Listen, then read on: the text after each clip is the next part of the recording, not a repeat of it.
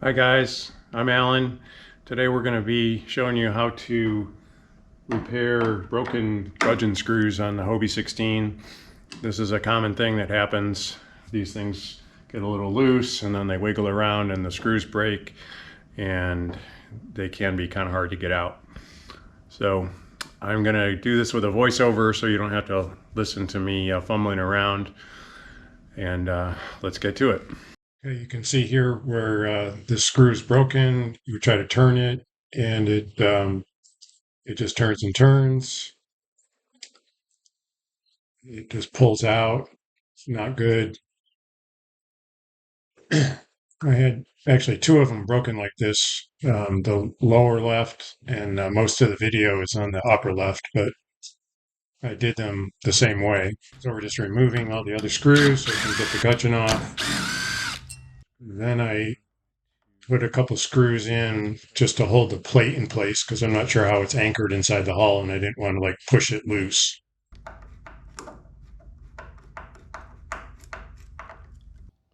Okay, so here is kind of the crux of this whole thing. It's called a self-centering bit. If you haven't seen one of these before, it's used mainly to like mount hardware in cabinets. And it consists of this little spring-loaded sleeve with a regular drill bit inside, and then the sleeve kind of springs into this little barrel on the outside. So these come in different sizes. You can get them on Amazon. There's a set of them, 10 or 15 bucks. I'll put a link in the description. But inside there is just a regular drill bit with an Allen screw where you can replace that bit. And then there's the barrel and the sleeve. And so what you want to do is find one that is approximately, or the sleeve is approximately the diameter of the screws, the old screws. So here you can see the old screw. Diameter is about 0.210. And the diameter of my sleeve for this particular self-centering bit is a little larger than that, about 230. First thing I did is replace the bit that came in the self-centering bit. This is a 5/64 bit. I replaced it with a brand new Hobie drill bit for drilling the stainless steel. So brand new bit, nice and sharp, cobalt for drilling the stainless. Now, when you try to put this in the hole, you can see what's happening is the sleeve is just a little bigger than the hole. And so instead of actually inserting, it's kind of springing into the barrel. And so what I did was disassemble it. And then I used this little bolt as a plunger and just tapped it into the hole. Lightly tapped it so it seats nice and deep in that hole. And then I reassembled the bit.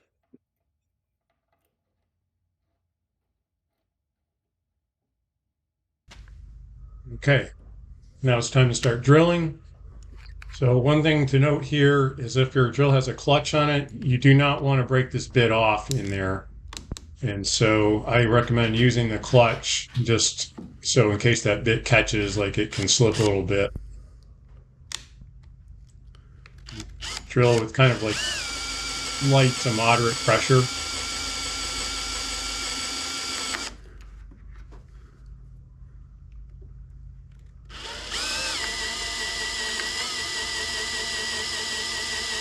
We're really just trying to get this hole started. So maybe you're trying to get it maybe 1/8 of an inch deep. And then once you have that, remove the bit from the sleeve and continue. Make sure you find that little hole that you started and just continue drilling.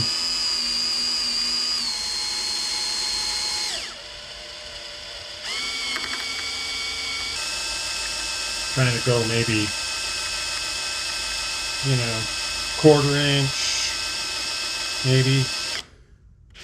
Not too far.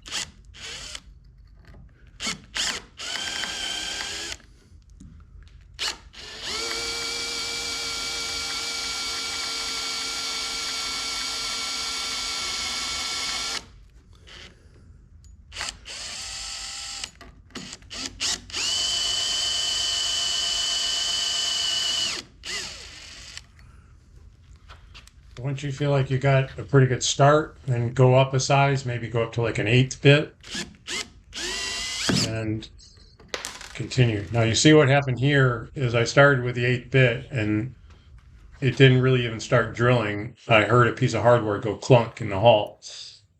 So that was kind of unexpected. So I was like, I wonder what that was. So I fished it out with a little magnet and discovered. So here is actually the broken off piece of the old screw with a really nice hole, almost perfectly centered, which that was the original 5/64 hole. And so I think what happened here is that the 8th bit, when it got started, it actually grabbed the edge of that hole and turned the screw. And actually the screw turned and just pushed itself out of the threads in the plate inside the hull. So that's a great result. Kind of unexpected. I was expecting to drill through that screw, but this is even better because now if you wanted to, you could actually like thread the same size screw into those old threads. And then this is from the other hole. It's kind of a similar. You can see the drill went right through the center of that screw, and the screw threads came out intact. Now I decided to go ahead and drill and tap for a larger size, just because that's what I was intending to do, and I have the screws. So that's what we're doing here. This is a number 7 bit for 1/4 20 threads. I'm going to just tap the threads for 1/4 20 bolt, 1/4 20 screw.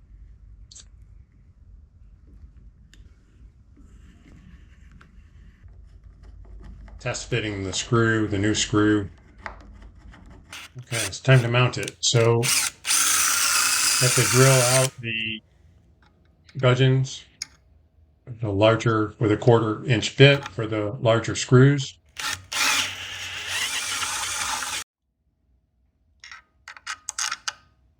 Once you do that, you see the larger screw head interferes with the edges of the gudgeon plate. So we're going to chuck it into a drill. We're just using the grinder to kind of carve the head of that screw so it'll fit in the gudgeon. So after we carve the screw head, it fits right in there. And what we're doing here, we're using this great stuff called Tef Gel, which is an anti-corrosion goo. I'm just putting that on the heads of the stainless screws so that we don't, to try to eliminate as much electrolysis on the aluminum plate as we can.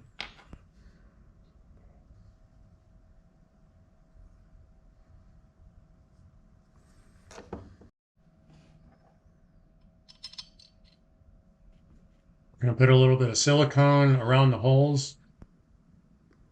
It's a little hard to see because of the glare, but what you're trying to do is get silicone around the hole, but not actually in the hole, because we're going to use Loctite on the threads, and we don't want silicone to get all gooped up in the threads when we insert the screws. Okay, now we're just putting Loctite on the threads. Hopefully that'll help keep them from loosening up again. And now we're just going to mount it back on the hull. Trying to keep the silicone off the threads.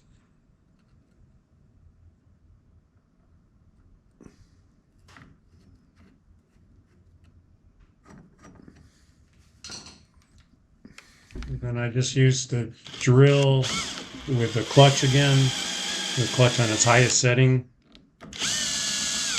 You probably don't want to use an impact because you don't want to break those screws again. But you want them to be as tight as you dare. And so I just used the drill with the clutch and then just went around and around until they stopped turning. And I checked them with a screwdriver and they're very tight. I couldn't get them any tighter by hand. And we just clean up the silicone, and we're done. I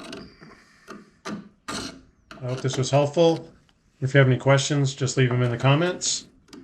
And happy sailing.